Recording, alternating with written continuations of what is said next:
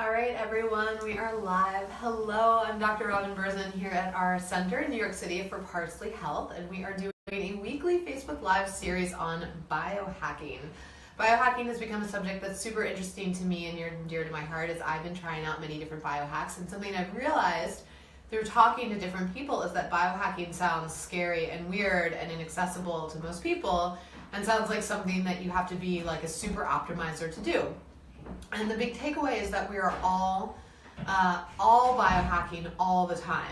We are doing that because we are all trying to just improve our health, and that's so basic things that you're doing every day might in fact be biohacks. So if you missed last week's Facebook Live and Instagram Live with Carrie Glassman from Nutritious Life, check it out. It's on our Facebook page. We did intermittent fasting and high-fat coffee, and we have an awesome new blog post on our website on our Morning Glory high-fat coffee recipe, so check that out. It's really great. It's the coffee that I have many cases in the morning. And then we're also going to be continuing this series both through our blog and our newsletter if you haven't signed up, so get all the sort of cliff notes from today's video from that and follow along, because we're going to be talking about lots of different topics that are relevant to all of us. You do not need to be a super fitness person or a hyper optimizer or somebody covered in wearables. You can be anyone and you can biohack. Case in point here, okay? So today we're going to talk about sleep. And a lot of us are not getting enough sleep. I was just with a patient this morning and she wakes up at 5:30 and she doesn't go to bed until 11 or midnight. But she's on average getting 5.5 to 6.5 hours of sleep. And all the research shows that those, mythical people who survive on 4 hours of sleep a night and feel fine, they're fake, like they're made up. They really don't exist. Most of us need 7.5 to 8 hours of sleep to optimize our health and to feel our best. And so what does that mean? So sleep is not just about energy, although if you're feeling tired all the time, the number one thing to look at is how are you sleeping and how long are you sleeping. Sleep is also critical for regulating hormones. It's important for regulating our cortisol. It's important for regulating our sex hormones. Sleep is important for our metabolisms. After a bad night's sleep, you may actually be effectively pre-diabetic the next day because our insulin sensitivity is reduced the day after we have a really bad night's sleep. Sleep is critical for mood, okay? How you feel in terms of anxiety and even depression can be impacted by how well you're sleeping. Sleep also can lead, poor sleep can lead you to having increased appetite, obviously eating more, eating the wrong foods to just keep your energy up and keep going. We've all been there when we need that sugary thing or that muffin or that brownie or whatever it is when we're tired and we're just trying to keep going. And then you also want to look at things, even things that might surprise you like digestion and immunity. Poor sleep can actually create dysfunctional digestion because sleep and serotonin are actually linked, and we know that 95% of the serotonin in your body is in your gut, and that gut motility and the gut nervous system is highly regulated by a lot of other systems in the body, and sleep is really important for regulating that too. And then immune system. Poor sleep actually drops your immunity. I know a lot of people who are getting sick right now, getting colds. Had patients writing in this morning, I'm on my third cold of the season. It really seems like people are getting it.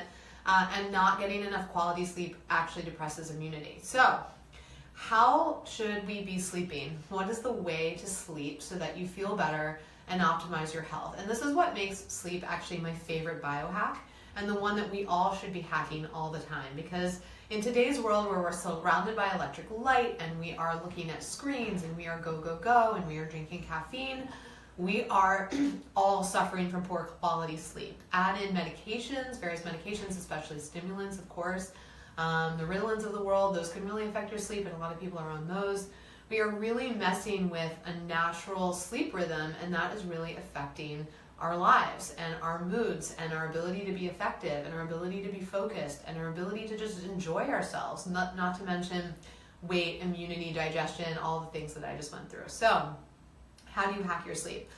First of all, sleep in the dark. That sounds really obvious, but it doesn't happen. If you look around your room at night and because of lights from outside on the street or lights from electronics in your room, you actually are messing with both serotonin and melatonin production from the pineal gland. So the pineal gland is this little gland in the center of the brain. Think of it as a third eye. It's a couple inches back. And from here in your forehead, and it actually manufactures melatonin, and it can make melatonin from serotonin. So these hormones are now related, okay? And melatonin is what regulates our circadian rhythm, our sleep-wake cycle. So if you are exposed to blue light from your tablets or your phones or your computers until late in the evening, you're around a lot of electric lights, or there's light in your bedroom at night, you're going to be signaling to your brain that you should be awake, and then you're not going to have as deep or restful sleep. So how to combat that? First of all, I love the Flux app. Get that app on any of your devices. It actually filters out blue light. I have it on my computer and my phone so that I'm able to filter out that light from exposure as the day wears on. It actually kind of kicks in towards the end of the day around 5 o'clock, depending on what time zone you're in. It's really smart. Another thing I like to do is just make sure that we have an air filter in our bedroom, and it has one of those annoying little blue lights on top of it, and I've actually put duct tape over it because that blue light actually creates light, and we have blackout shades on our bedroom windows. So we've actually really taken it seriously to sleep in the dark so that we're not triggering ourselves to be awake or to be in and out of a deep sleep all night. The second thing to do is stay cool. So the body actually sleeps better if you're in a room between 60 and 68 degrees Fahrenheit. So a lot of us have heat up during the day. This time of year, there's a lot of ambient heat in buildings. There's dry heat. You may have to turn off your heat or open a window or get a fan. But the body likes to be covered and but have that 60 to 68 degree temperature. It actually has been shown to let your body fall into a deeper sleep. Another study showed, though, that if your feet are cold, you're going to have a harder time sleeping. So if you're in a cool room and you don't have the right blankets, put on some warm socks. Your feet being warm can actually also help you fall into a deeper sleep, even though you want the ambient temperature to be cooler. Another one is avoid caffeine, okay? So 60% of us have a genetic, what's known as a genetic polymorphism, single nucleotide polymorphism, SNP. It doesn't mean that you have a genetic defect. It just means that we all have different variants of genes. That's what a SNP is. And 60% of Americans have the SNP for slow metabolism of caffeine. It's called CYP1A2. And that genetic SNP can mean that you don't metabolize caffeine that well, so it hangs around in your body longer than other people. It can lead to things like heart palpitations, and it increases things like jitteriness and anxiety, but it also really affects sleep. So I can't tell you how many people are having that afternoon coffee, and then they're like, well, I just can't go to sleep until midnight. And what we know is that they're just having that afternoon caffeine, and so I really recommend to people 1 serving of caffeine a day max. I have a double espresso every morning. I love it. Literally can't start my day without it. I have a double espresso with a macchiato, so just a little bit of almond or oat milk in it. I don't have any other caffeine for the rest of the day because I'm a slow metabolizer, like 60% of you out there, and you're really going to want to make sure that that's not affecting your sleep later. The next thing you can do during the day is move. So reams of exercise have proven that if you exercise and move during the day, you sleep better. So if you're getting to a phase and you're like, God, I'm not sleeping and I'm just not feeling better, not feeling well, and I'm not sure why, and I can't fall asleep at night, or I'm waking up, number 1, have you been exercising lately? And have you been having caffeine in the afternoon? That's number 2, because those are the 2 biggest culprits. Moving every day, even if you do a 15-minute high-intensity interval training workout, or even a 7-minute, the 7-minute workout, the famous one, is on the New York Times. Do it. You can do it at home. You get a video. This is something that's really easy, but if you move every single day, the more you move, the better you'll sleep. But the exercise is the body's way of moving energy out, right? We have so much energy coming in, so much stimulus from the world that we live in coming in. You got to put that energy somewhere. Otherwise, it'll circulate and it'll stay, and it'll keep you anxious, it'll keep you irritable, and it'll keep you awake at night. And then the next thing is to always have a bedtime routine. So I call it screen-free 30. So 30 minutes before bed, no screens. That includes scrolling the interwebs and the Instagrams, like put it away. Take an Epsom salt bath or a bath to relax. Take a shower if that helps you chill out. Do your stretching or your yoga practice. Do your meditation. Make some tea and just sit and breathe. Make your lunch for the next day. You know, cooking can be really meditative, and it's analog. It doesn't involve looking at something stimulating. But use that time before bed so that you're not stimulated right till the moment that you want to go to sleep. You will not fall asleep that way. If you're go, and then you drop into bed and lie there and wonder why you're not sleeping, or you pass out and then you wake up at 3 in the morning, well, guess what? That's why. So changing your evening routine is so important. Few things to look at, and things we look at here at Parsley Health, have to do with nutrient balance, inflammation, and cortisol. So we actually do a 4-point saliva test here, looking at cortisol over the course of the day. I can't tell you how many people have high evening cortisol that is keeping them awake at night.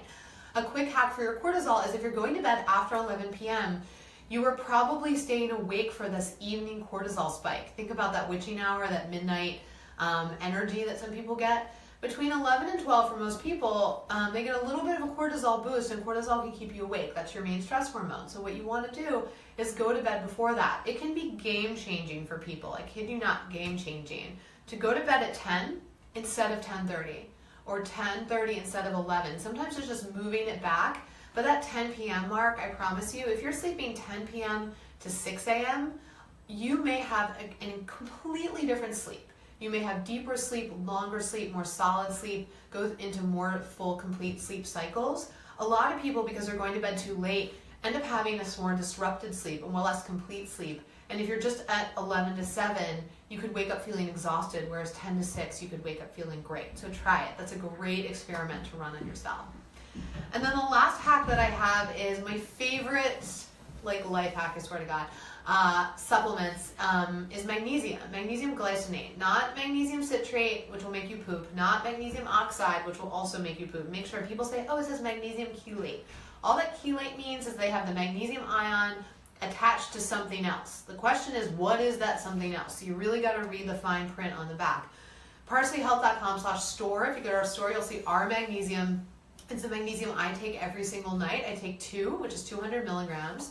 You can safely take more. Some people take 300 or 400 milligrams. I take 200 milligrams, and it just helps me have a deeper sleep. Magnesium is nature's anti-anxiety medication. It helps relax smooth muscles, so it can actually help, for some people, lower their blood pressure a little bit. It can relax the nervous system. It is so great for relaxing tight muscles. It's nature's relaxation med, okay? It's just magnesium. We don't get enough of it in our diet. And it's really important to get the right kind and the right dose. So just don't go buy whatever random magnesium off the shelf. Some of them are formulated for very different purposes, and that's okay. Other magnesiums you might be using as a laxative, which might be great and safe if that's what your doctor has prescribed. But I highly recommend magnesium glycinate, and you can get it at parsleyhealth.com/store. So, it's a quick one today, but we're talking about sleep, and we're talking about biohacking, and how every single one of us is really hacking our health, or we should be hacking our health every day. We've had sort of a lifestyle foisted upon us, I would say, in the past 10 years. The iPhone came out in 2007. Can you believe that? And we've really changed the way that we live. In some ways, that's awesome, but in other ways, it's really disrupting our natural mechanisms. So if I have to summarize everything that you can do for biohacking your sleep, sleep in complete darkness, including all those ambient lights around the room. Stay cool, 60 to 68 degrees Fahrenheit. Try putting on a pair of warm socks so your feet stay warm. That can help, studies show. Get a routine that's screen-free 30 before bed so that you're avoiding screens, avoiding blue light, doing your meditation, stretching, really calming down the nervous system so your body's ready to go to sleep. Avoid caffeine, especially in the afternoon. Most of us are slow metabolizers, only 1 caffeine first thing in the morning if you're going to do it. Get moving. Make sure that you're exercising or moving on a daily basis. Lots of research showing that helps sleep. Making sure to hack your sleep cycle, so going to bed a little bit earlier to avoid that evening cortisol spike, or coming to Parsley Health and working with us to test your cortisol throughout the day and see if you're somebody with high nighttime cortisol, and then we can help you with managing that. And then finally, magnesium glycinate. I take 200 milligrams at night myself to help have a deeper sleep and relax the nervous system. So that is your biohacking sleep. It's a lot, but again, we're going to have a blog post on this to sign up for our newsletter. And if you would like to work with us at Parsley Health, do not forget to visit parsleyhealth.com/connect. You can set up a free 15-minute call. It's a consultation call. It's not medical advice. We can't give that to you without being a patient, but it's one of our expert membership advisors can really answer any of your questions, talk to you through how we work, what we do, and help you decide if membership is right for you. We have centers in New York, Los Angeles, and San Francisco. And we have 2 memberships, and we have a sale going on right now. This is, if you're watching this in real time and you are live, we're finishing up our Cyber Monday, Black Friday, Thanksgiving weekend, whatever you want to call it, sale. And it is $150 off our annual membership. and it's $50 off our annual assessment. So whichever one is right for you, check out our website, parsleyhealth.com/join. You can learn about our memberships and how we work. And parsleyhealth.com/connect. If you've been thinking about it, now's the time. Just schedule your free call. It's 10 minutes of your life. You're going to learn how we work with you, what we do. And for those of you who follow me on Instagram, personally, you'll see I've been posting today about not being afraid to go to the doctor. So many of us wait until it's too late. We wait until we're sick. We wait until we need all those medications to engage with the doctor. The point is, start now. Engage with someone who knows you. Engage with someone who cares about you and is going to look at your whole life the way that we do at Parsley Health. That's extremely rare, by the way. Average doctor's visit is 15 minutes. At Parsley, it's an hour. So we really take a very different approach here, and you deserve that. We think about what we spend money on and how it maybe contributes to ill health or how it's not necessarily to contributing to our health. Invest in a doctor and don't be afraid to go. You're not going to get told something horrible is wrong with you. That's in the movies. We've all been a little bit brainwashed. Or when you were a kid and you were getting a shot and it was scary. It's not scary. It's actually really fun and really validating of what you're doing right to talk to a doctor and learn a little bit more about yourself. So parsleyhealth.com/connect to sign up for a free call with one of our membership advisors. And don't forget, we have a sale going on until midnight tonight if you're live. Otherwise, please write to us and let us know if you hacked your sleep. If you have any other tips, we'd love to hear them.